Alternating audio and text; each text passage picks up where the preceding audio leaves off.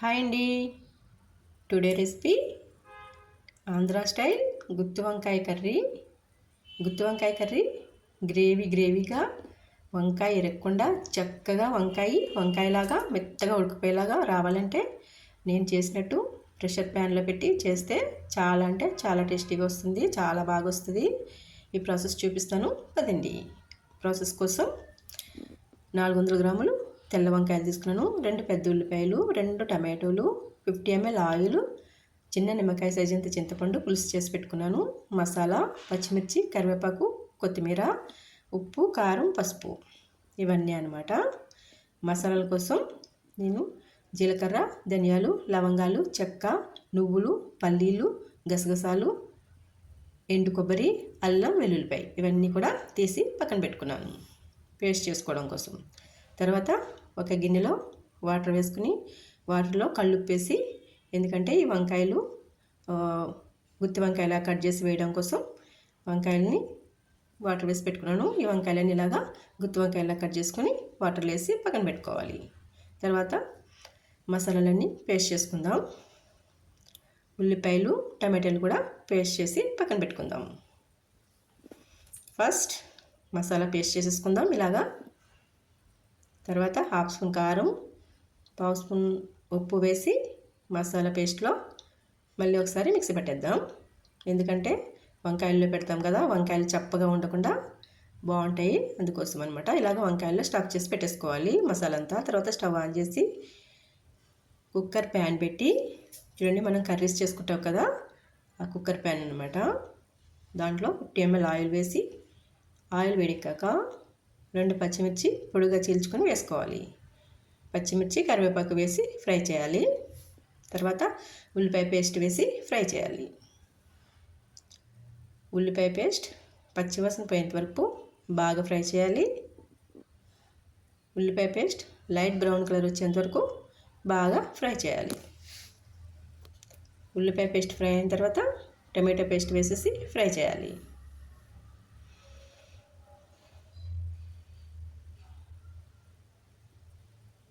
Tomato paste కూడా బాగా fry అవ్వాలి. ఆనియన్స్లో ఆనియన్ పేస్ట్, టమాటో పేస్ట్ బాగా ఫ్రై అవ్వాలి.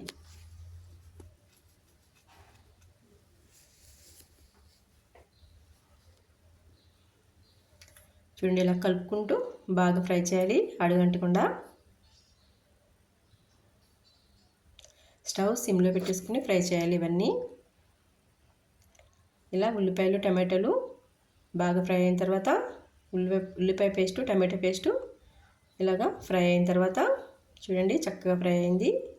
ఇలా ఫ్రై అయిన తర్వాత ఇందాక హాఫ్ స్పూన్ కారం తీసుకున్నాం కదా మసాలా పేస్ట్లోకి, మిగతా కారం కూడా వేసేయాలి. 1 టేబుల్ స్పూన్ ఫుల్గా తీసుకున్నాను కారం నేను. తర్వాత పసుపు, హాఫ్ స్పూన్ పసుపు, ఇందాక పావు స్పూన్ సాల్ట్ తీసుకున్నాం. ఫుల్ స్పూన్ తీసుకున్నాను నేను సాల్ట్. అందులో మిగతా సాల్ట్ కూడా వేసేసి ఉల్లిపాయ పేస్ట్, టమాటో పేస్ట్లో వేసేసి బాగా ఫ్రై చేయాలి. ఇలా కలుపుకుంటూ బాగా ఫ్రై చేయాలి. స్టవ్ సిమ్లోనే ఉండాలి.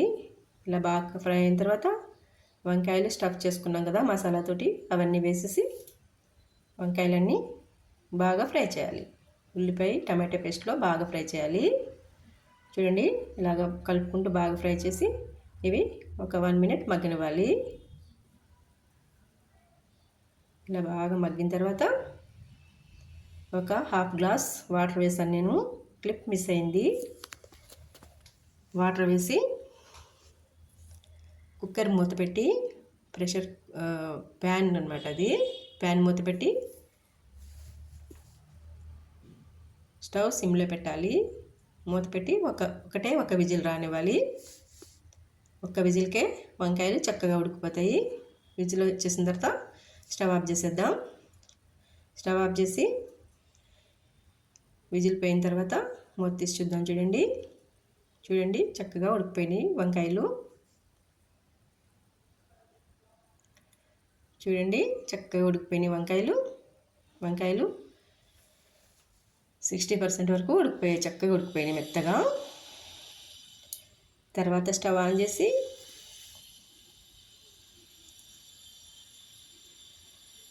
ఇందాక మనం చింతపండు పులుసు చేసి పెట్టుకున్నాం కదా, చింతపండు పులుసుని వేసేయాలి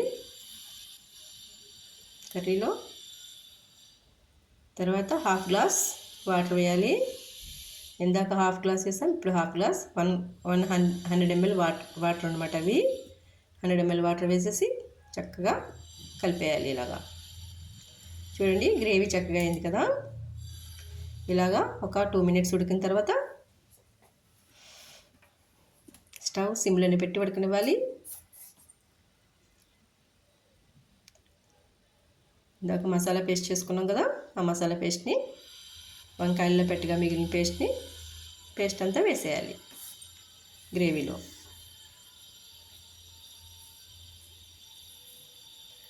ఒకసారి బాగా కలిపేసి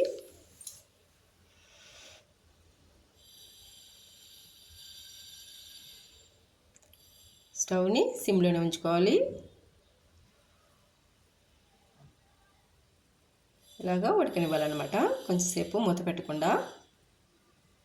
చక్కగా ఉడికిపోయింది కదా. ఇలా బాగా ఉడికిన తర్వాత దగ్గర పడుతుంది గ్రేవీ. ఇప్పుడు కొత్తిమీర చల్లేద్దాం పైన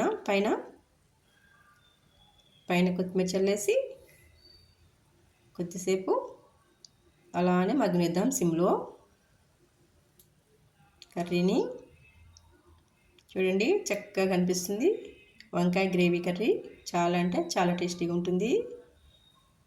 అలా 2 minutes ఉడికిన తర్వాత స్టవ్ ఆఫ్ చేసేసి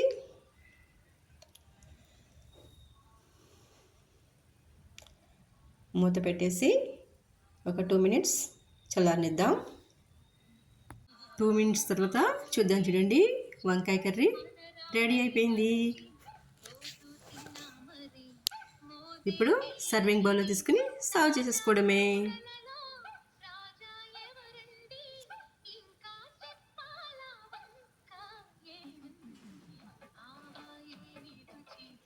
చూడండి, ఎంతో టేస్టీగా ఉండే వంకాయ గ్రేవీ కర్రీ రెడీ అయిపోయింది. చాలా అంటే చాలా టేస్టీగా ఉంటుంది. వీడియో నచ్చితే వీడియోని లైక్ చేయండి, షేర్ చేయండి, సబ్స్క్రైబ్ చేసుకోండి. Thanks for watching.